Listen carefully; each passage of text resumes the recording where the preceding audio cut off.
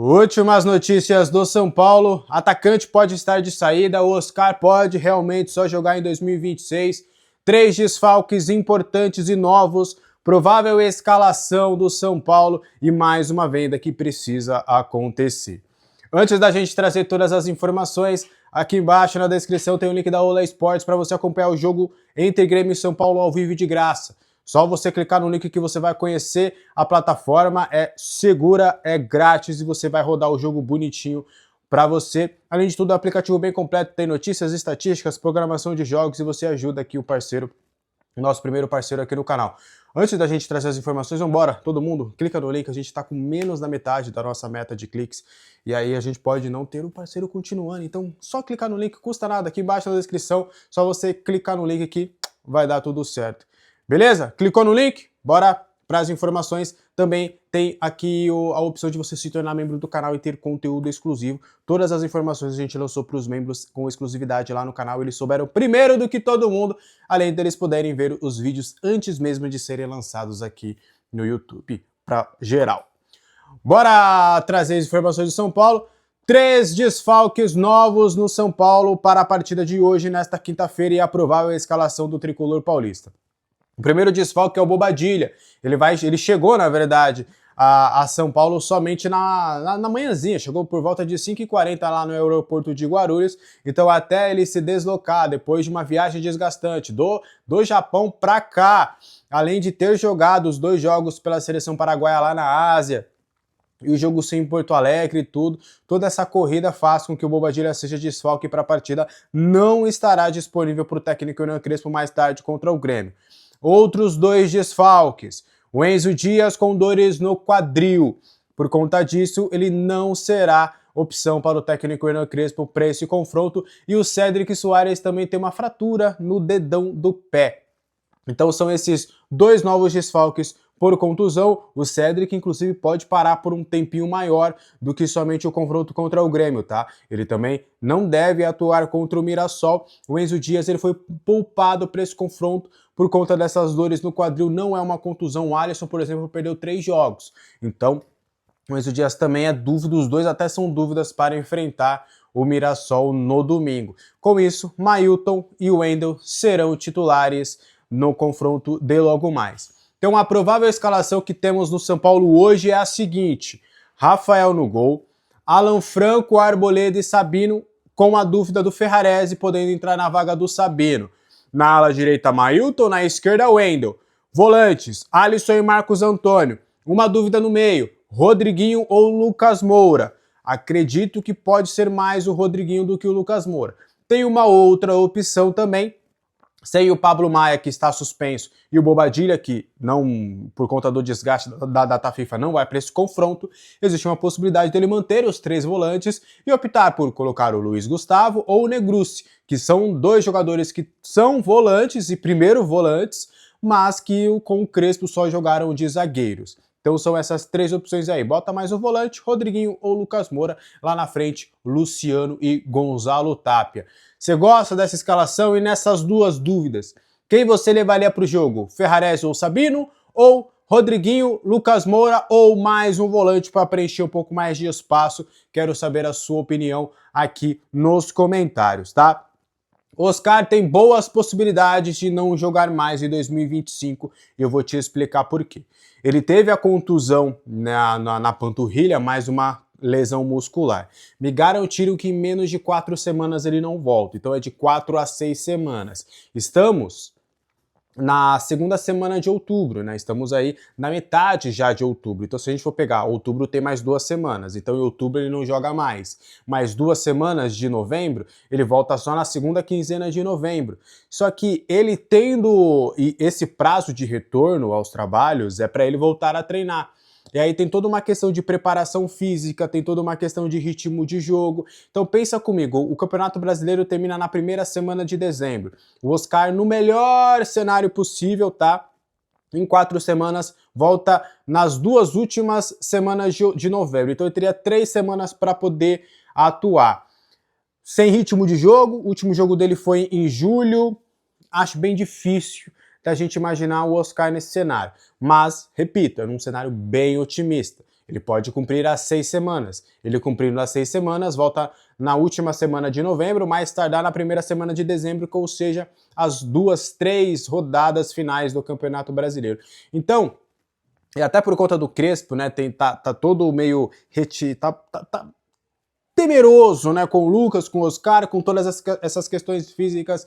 Acredito que, de acordo com o que eu conversei com algumas pessoas, é bem factível olha, vamos deixar o Oscar fora da temporada, mesmo ele voltando, vamos fazer uma preparação física aqui nele, vamos até adiantar um pouco a pré-temporada dele, né, porque vão ter as férias e os jogadores voltam.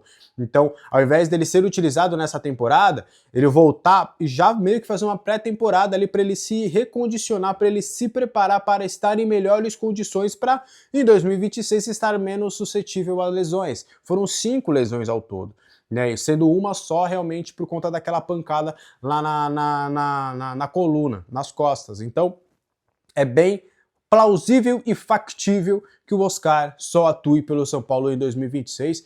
E assim, de verdade, espero que acabe esses problemas físicos, que na próxima temporada, o Brasileirão já começando em janeiro, que o Oscar possa ser útil e importante para esse elenco, para esse time.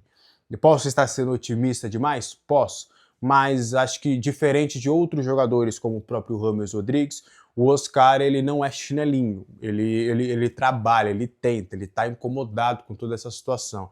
E o São Paulo também pretende cumprir o contrato, ele tem contrato até 27. Então que ele se prepare, o ano já foi perdido, não vai mais ajudar em mais absolutamente nada, no máximo no H de Libertadores, mas ele não chegou para isso, que em 2026 ele volte melhor, preparado, sem essas contusões, para quem sabe ainda nos ajudar a conquistar títulos importantes, que eu tenho certeza que foi para isso que ele veio.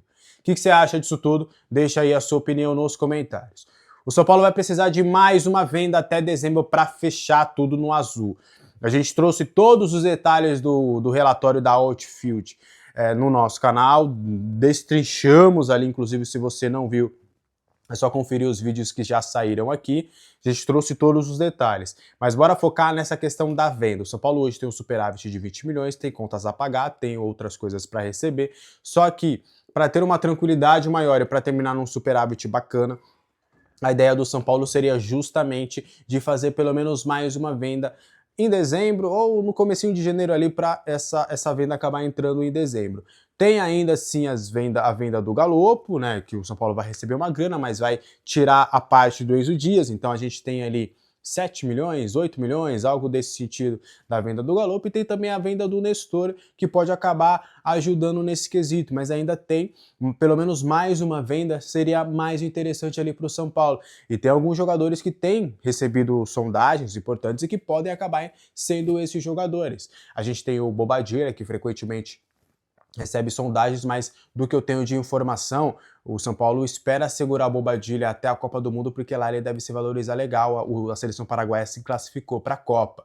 Tem também o Luca, né, que é talvez o último dos moicanos ao lado do Rian Francisco, que pode acabar sendo vendido, né, um jogador muito promissor, um ponta, driblador, então pode acabar surgindo alguma coisa. A gente tem o Pablo Maia, que desde 2023 recebe frequentes sondagens, há uma ideia dele jogar a Premier League, ele recebeu sondagens de equipes turcas, pode surgir alguma coisa também para o Pablo. Tem o Ferreirinha, que também pode acabar surgindo, o Ferreirinha também é um jogador que recebeu aí contato do Besiktas. Que mais? Tem o Ferrarese também, que é valorizado por conta da seleção venezuelana, e aí ele não tá na Copa, então ele pode sair agora. Então são alguns nomes de jogadores que podem acabar realmente fazendo com que o clube tenha um caixa interessante aí para conseguir fechar esse ano com um recorde de vendas, basicamente, né? O São Paulo, ele tinha, vou até pegar os dados corretos, o São Paulo, ele arrecadou 233,1 milhões de reais, um valor 2,1 vezes superior ao previsto no orçamento. Então o São Paulo que vai precisar mais uma venda, né, por conta dos gastos exacerbados que aconteceu no futebol, que para mim é o principal motivo de crítica. Aliás, são os dois, né? Um acaba levando ao outro, que é você gastou demais, gastou bem mais, a gente está falando de um gasto mais do que 30% do previsto, e aí você teve que sucatear a sua base. Mas Enfim, São Paulo que nessa gestão, a gestão alega que precisa de mais uma venda. O que você acha disso tudo? Eu quero saber a sua opinião aqui nos comentários. Pra gente fechar o vídeo de hoje, né? A gente já fez a propagandinha lá no começo, lá no início, a gente sempre faz antes da última informação, mas já tá tudo lá. Aqui embaixo na descrição também tá o link da Mandaká, tá? Pra você realizar o pedido das suas marmitas e tal. A gente precisa correr um pouquinho lá, viu? Chegou uma galera nova lá que tá vendendo bem, então a gente precisa, né? Correr um pouquinho. Bora fechar trazendo a última informação. Dineno realmente pode sair do São Paulo, tá? A gente apurou um pouquinho sobre esses detalhes. Aqui nos membros do canal eu já tinha falado sobre isso, né? Que Dineno e Rigoni não deveriam ficar. Sobre o Rigoni eu já tinha falado também. Ele tá tentando, ele quer ficar, mas dentro do São Paulo eu acho muito difícil essa permanência. E aí, sobre o Dineno a gente já tinha falado um pouco, só que eu vou aproveitar e surfar um pouquinho na informação do Avante Meu Tricolor e trazer para vocês o que a gente já tinha apurado e aí a gente confirma também o que a gente tinha de informação. O que eu tenho, tá? Os agentes do Dineno, eles ainda não estão procurando nenhum novo clube porque eles ainda acreditam, né? Eles têm ali uma última vontade do Dineno ainda permanecer no São Paulo para a próxima temporada. O Dineno internamente, cara, não tem do que falar do Dineno.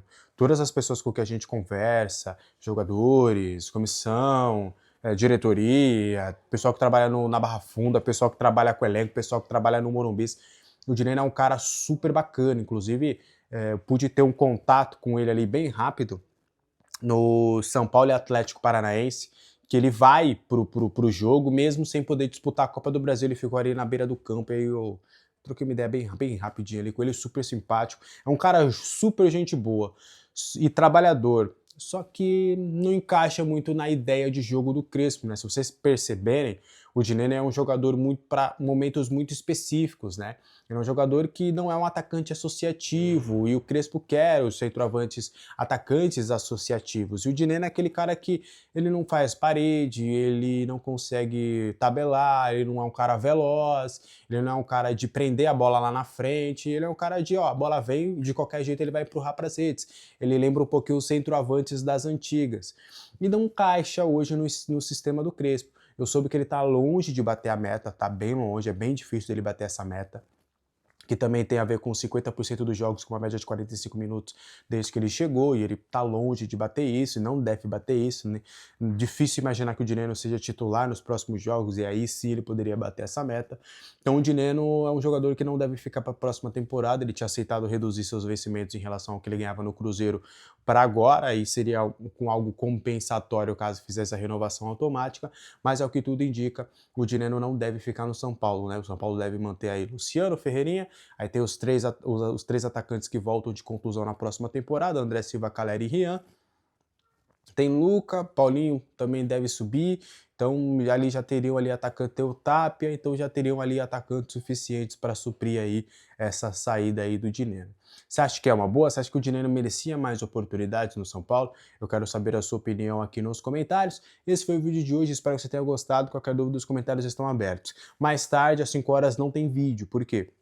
A partir das 5h30 estaremos aqui ao vivo no nosso canal com o nosso pré-jogo, trazendo muita informação, conversando bastante, escalação, bastidores, vamos falar bastante sobre esse pré de Grêmio e São Paulo. Então a partir das 5h30 estou ao vivo aqui no nosso canal, e mais tarde, depois do jogo, a gente volta com o pós para a gente destrinchar bastante, analisar, trazer coletiva do Crespo, trazer bastidores, informação, aquele bate-papo que a gente sempre gosta de fazer nos nossos pós. Beleza? Um abraço para todo mundo, tenha uma ótima quinta-feira. Qual que é o seu palpite para esse confronto? Coloquei 1-0 para o São Paulo lá no nosso bolão dos membros. Acredito que o São Paulo vai voltar aí com os 3 pontos.